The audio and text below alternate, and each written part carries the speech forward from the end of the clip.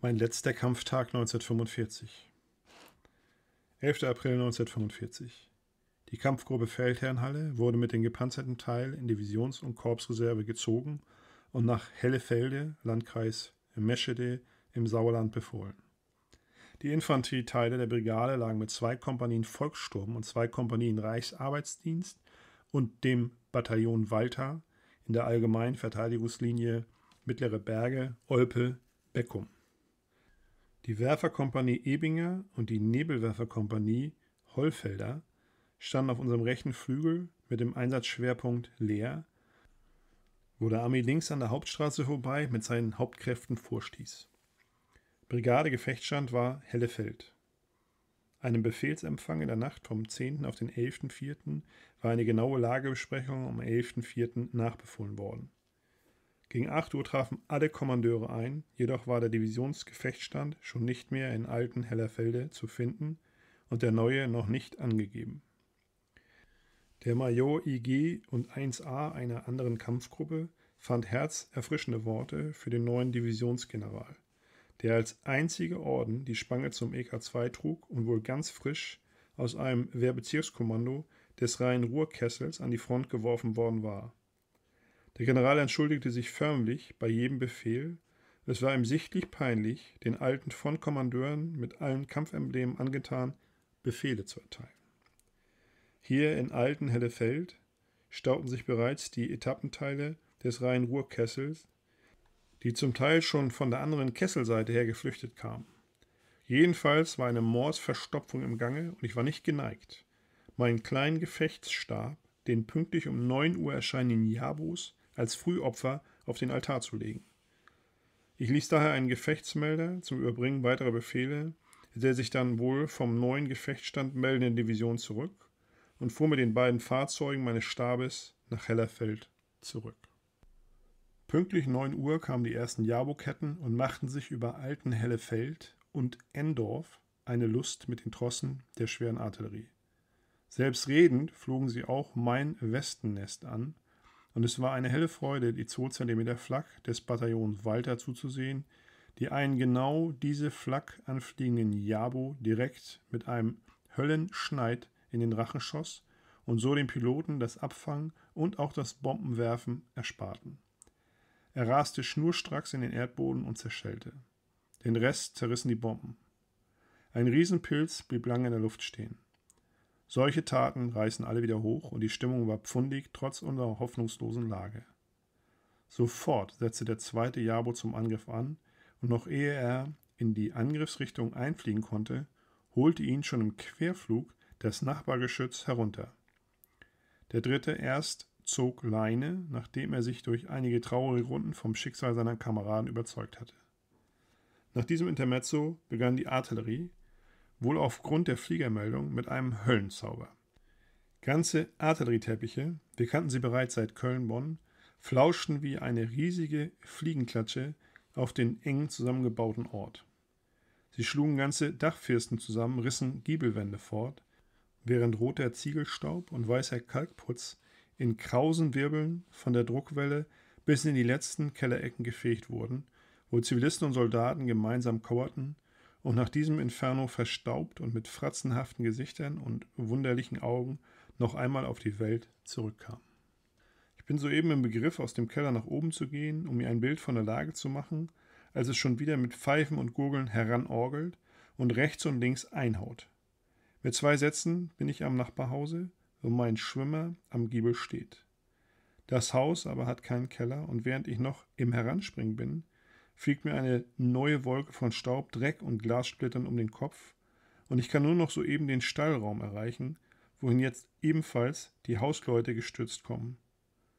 Eine Lage hatte das Vorderhaus weggerissen und wie ich bald nach dem Qualm feststellte, brennt da lustig mein Schwimmer, zersiebt von Splittern.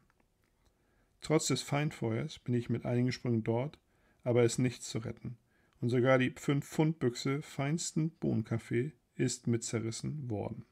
Und gerade deswegen hatte ich noch den Sprung gewagt. Die Telefonleitung hing zerfetzt herum, aber die Strippenzieher waren mitten im Feuer schon wieder dabei zu flicken und in aller Kürze war die Verbindung zur Division wiederhergestellt.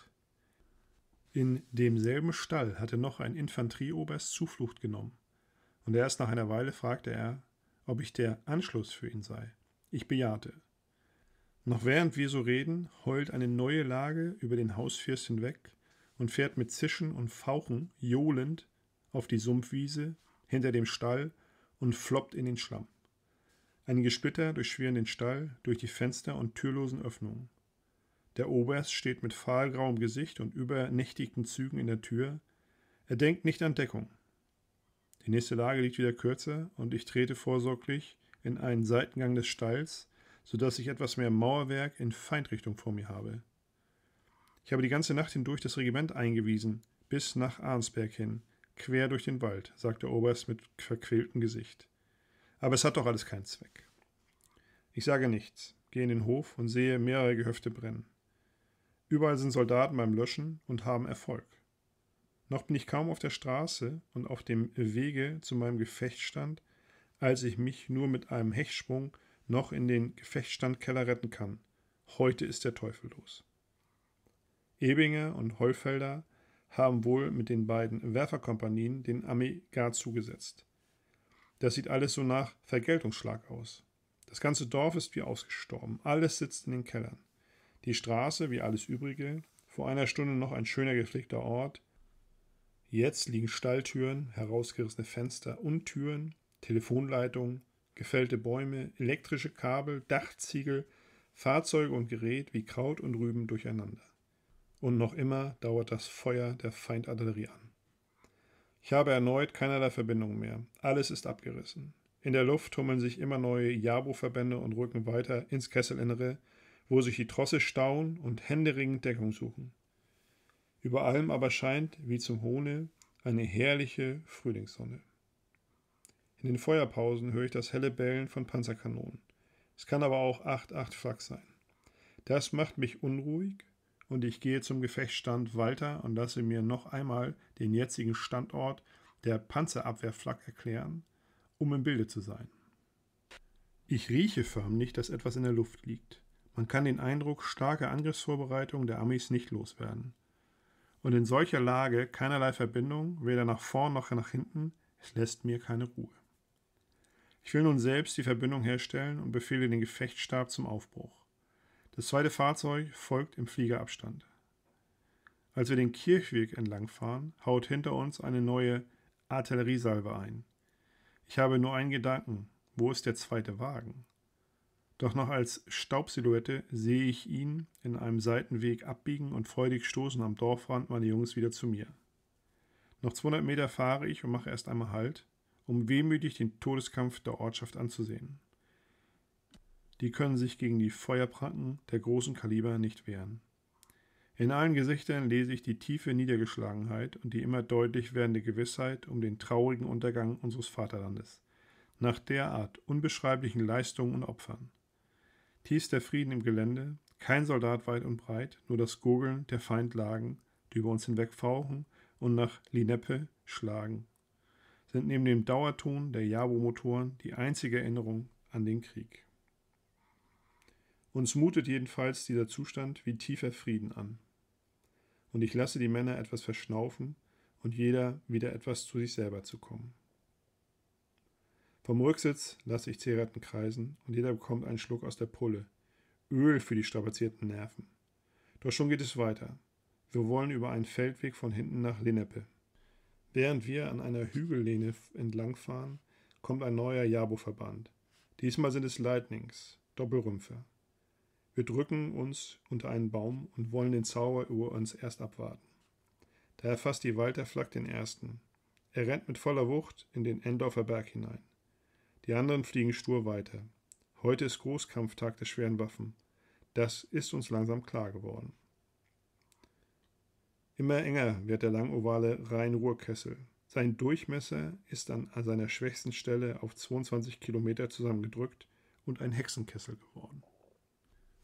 Da sehe ich einen Arbeitsdienstführer über das Feld kommen. Auf meinen Anruf hin meldet er, dass sein Verband aufgerieben sei und er zu seiner Abteilung gehen wolle, um dies zu melden.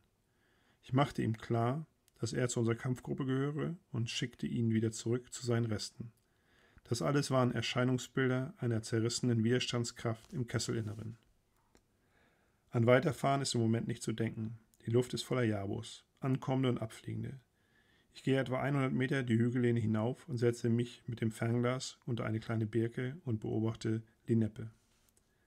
Dort stimmt etwas nicht, da sind schon Panzer drin. Unten wartet meine Mannschaft in Fliegerdeckung. Über dem Endorfer Berg steht eine große, schwere Brandwolke. Der Ort steht im Zentrum des amerikanischen Angriffes, also von der anderen Seite her. Immer wieder stoßen die Jabos wie grimmige Taranteln auf das arme Dorf herab und immer wieder sieht man das bösartige blau-grüne Züngeln der Bordwaffen. Es ist jetzt gegen 14 Uhr. Immer aufs Neue ist Pack- und Panzerfeuer aus Lineppe zu hören.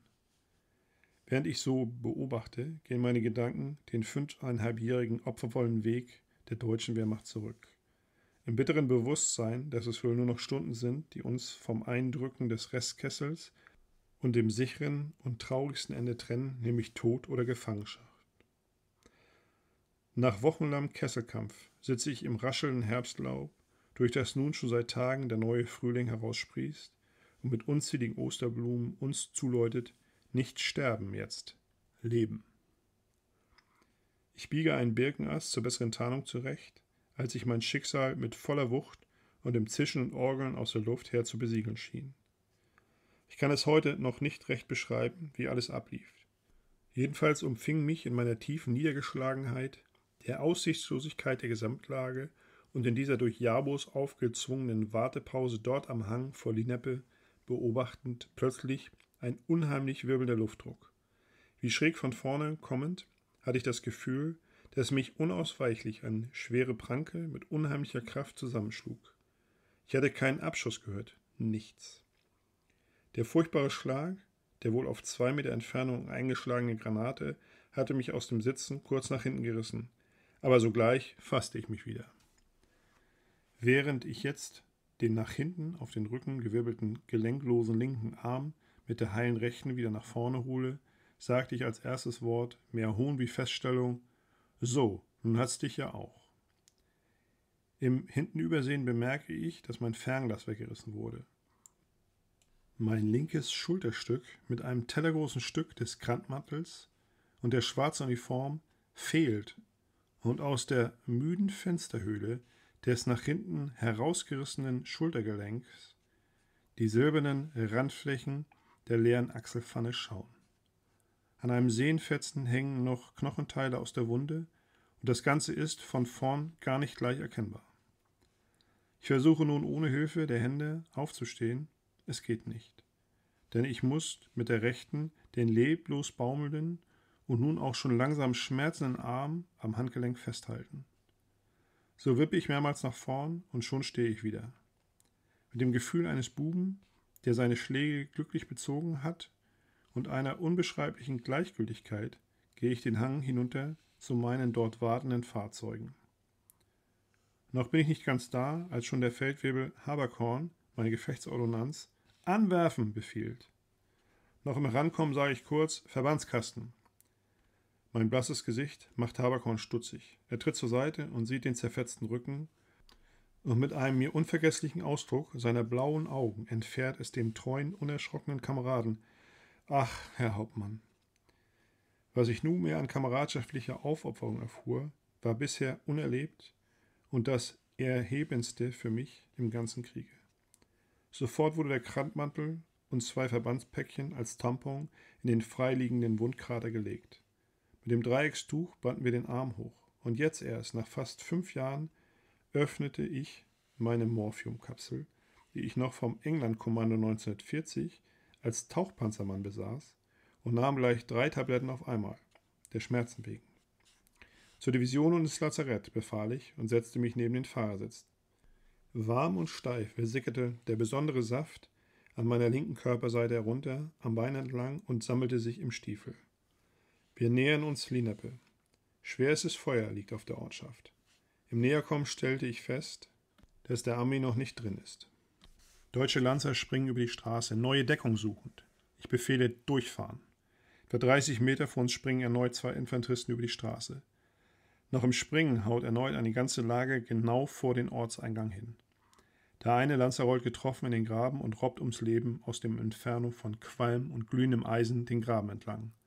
Der andere wirbelt, im drehenden Fallen in 2 Teile zerrissen, unmittelbar vor unsere Räder.